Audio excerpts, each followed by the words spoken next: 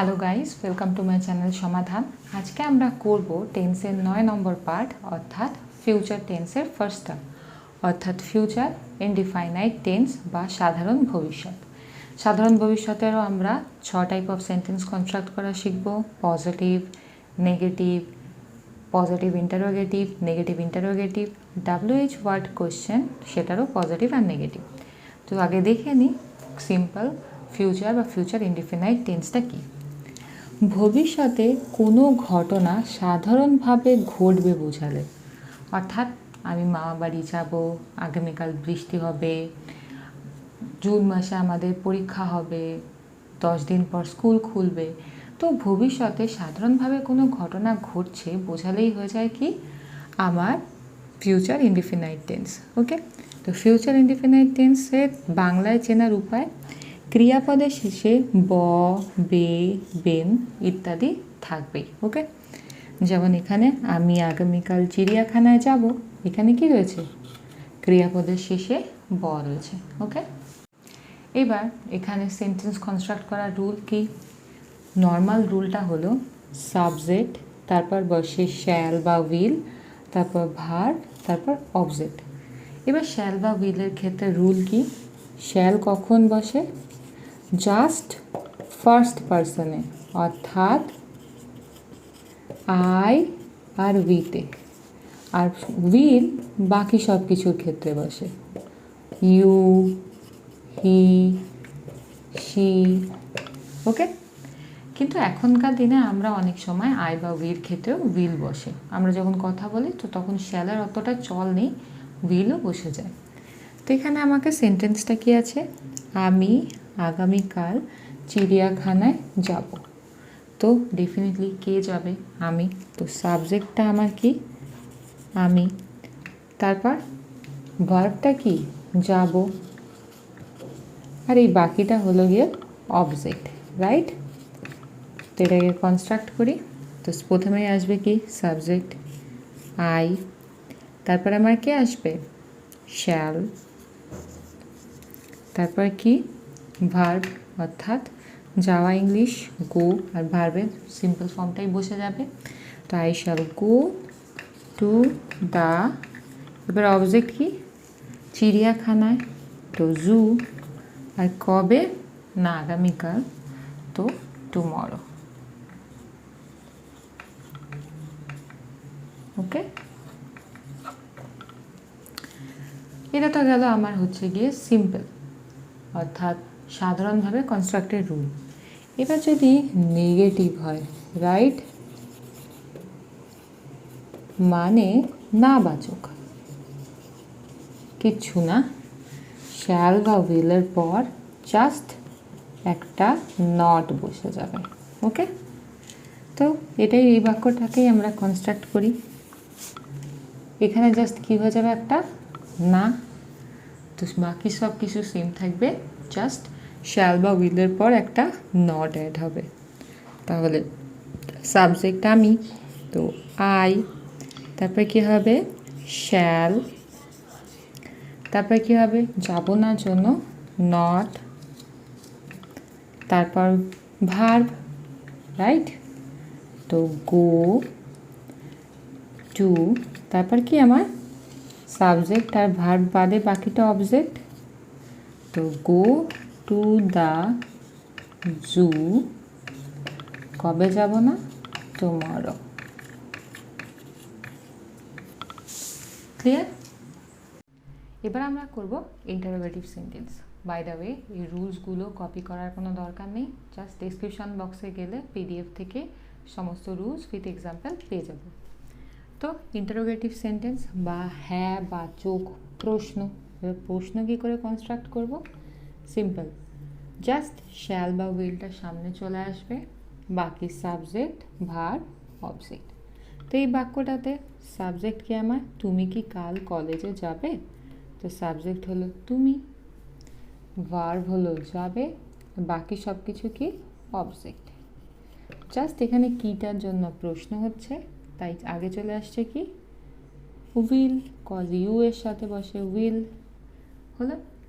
তারপর কী হয়ে যাবে আমার? উইলের পর সাবজেক্টকে তুমি, না ইউ, তারপর আমার কি হয়ে যাবে, ভার্ব, যাওয়া ইংলিশ হলো গো টু, এবার কোথায় যাবে, না দ্য কলেজ, কবে, না টুমরো। ওকে,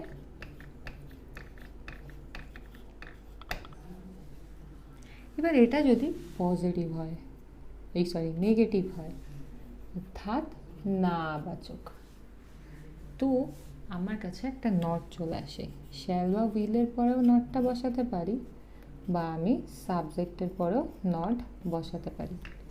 যেমন এটা কি হয়ে যাবে, তুমি কি কাল কলেজে যাবে না, হলো। তো আমি কি লিখতে পারি, এক, এটা লিখতে পারি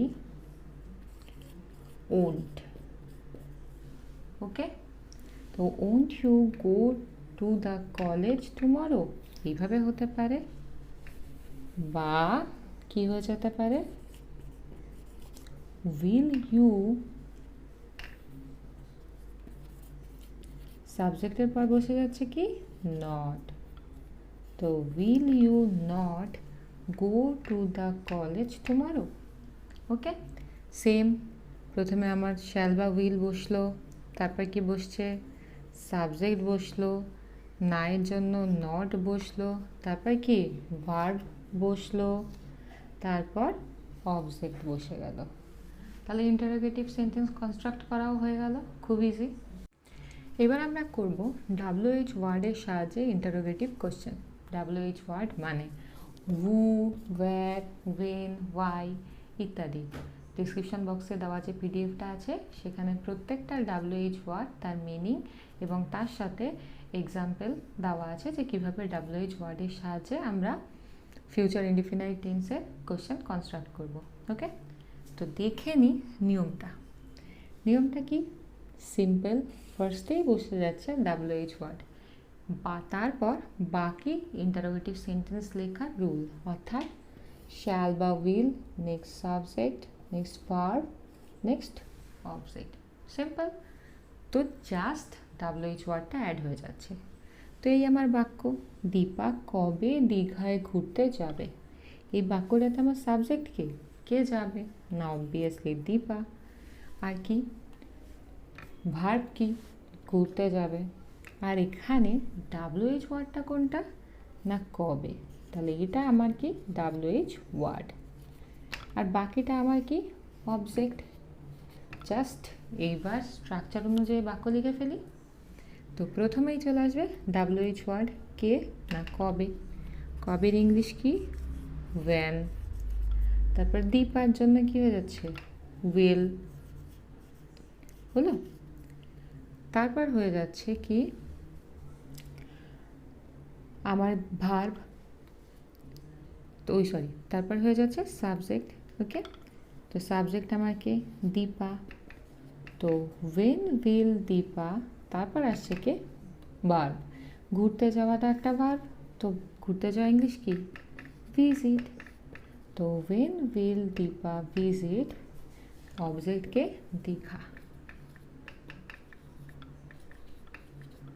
বাস সবশেষে একটা কোশ্চেন মার্ক হয়ে গেল। আমার হচ্ছে পজিটিভ WH ওয়ার্ড দিয়ে কোশ্চেন কনস্ট্রাক্ট করা, খুব সিম্পলভাবেই আমরা এটা কনস্ট্রাক্ট করতে পারবো, জাস্ট স্ট্রাকচারটা ফলো করে। এরপর যদি নেগেটিভ হয়, রাইট, না বাচক হয়, তাহলে কি হবে, জাস্ট একটা নট অ্যাড হবে। সেটা আমরা শ্যাল বা উইলের পরেও অ্যাড করতে পারি, বা সাবজেক্টের পরেও অ্যাড করতে পারি। একটা বাক্য দেখি, তুমি কেন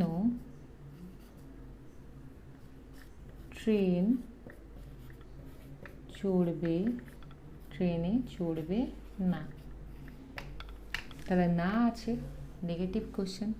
তো এখানেও সাবজেক্টকে তুমি, WH ওয়ার্ড হলো কেন, ভার্ব হলো চড়বে না, আর ট্রেন হলো অবজেক্ট। তো নিয়ম অনুযায়ী প্রথমেই চলে আসবে WH ওয়ার্ড কেন, ওয়াই, তারপরে কি হবে শ্যাল বা উইল, তাহলে উইল, তো এটাকে উইল নট বা কি লিখতে পারি ওন্ট, ঠিক আছে। ওয়াই ওন্ট ইউ, উইল নটের বদলে ওন্ট বা উইল নট, রাইট।